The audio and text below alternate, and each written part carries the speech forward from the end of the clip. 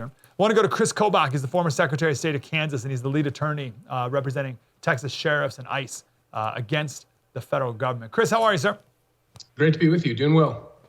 Give me the backstory here. What's the genesis of your lawsuit?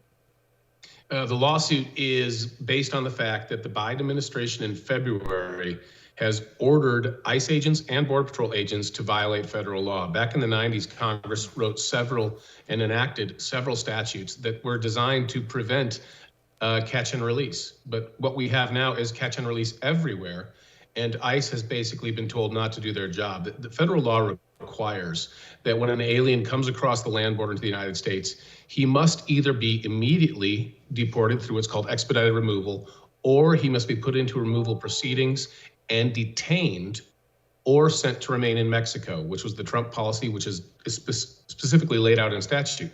Biden's doing none of that.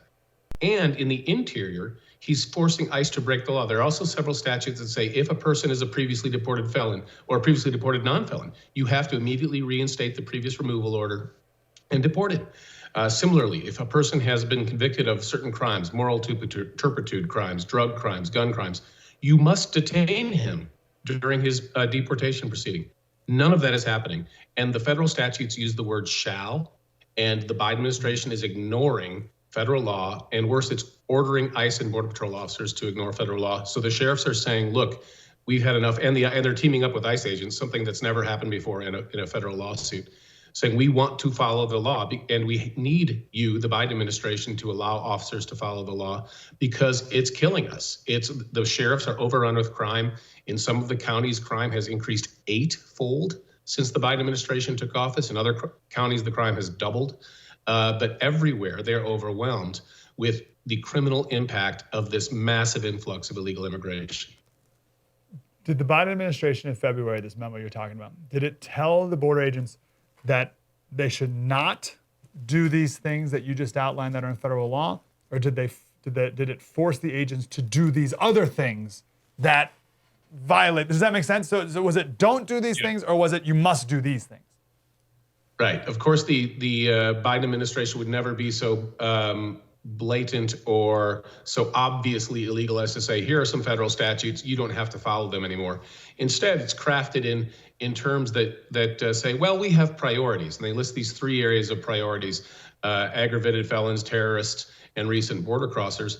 And so in those cases, you might be able to deport someone, but in every other case, which is the other cases are, over 90% of the people in the country illegally and coming to the country illegally, you cannot take any enforcement action. You can't detain him, you can't deport him, you can't do anything to him unless you get special approval, and special approval may take 2 months, pre-approval from your supervisors. So basically, they ordered ICE to stand down. And the testimony from our ICE agents is that it's virtually impossible to get approval. It takes forever. And so the ICE officers are being forced to sit at their desks and do nothing. Similarly, Border Patrol officers are no longer being able to detain people. They're turning them loose into the United States. It's truly outrageous, and it has sent a signal to the people coming north. And these signals are sent very quickly. And that is, once you get to the United States, hey, don't worry, Border Patrol is not protecting the border anymore. They're processing us in. They are babysitters now. They are not allowed to be Border Patrol officers. And ICE has been forced to stand down. You will not be deported in the interior of the country, even if you commit a crime. In our lawsuit, we provide evidence of many cases where people have been convicted, illegal aliens convicted of dangerous crimes, sexual assault on a child, gun crimes, drug crimes, serious crimes. And the Biden administration has told ICE officers, no, we let him go. We are not interested in removing him. He's illegally in the country and he's committed a serious crime. They're being told, let him go. 2 more quick questions. I'm sure you've seen Bill Clinton, the State of the Union address, where he talked about, we got to shut down the border, basically, right? Build a wall and shut down the border. Yeah. What changed in the Democratic Party? Because I think the common belief is that, Democrats want open borders because they'll have more Democratic voters. Okay, fine. But did Bill Clinton not realize that back in 1991 or whatever, 92? What's changed with the Democrats' position on the border? It's a great question, because Bill Clinton signed those laws that I was just talking about that were passed by Republican Congresses in the 1990s. And, even Joe Biden changed. He used to talk tough on the border.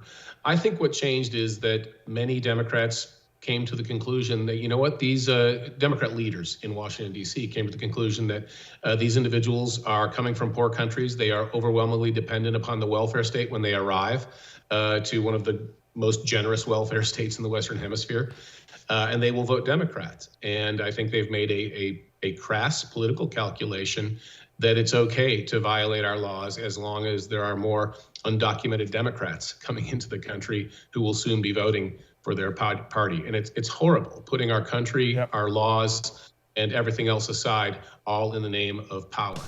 Wow, that was deep and insightful. I want more of that. Like, subscribe, get more.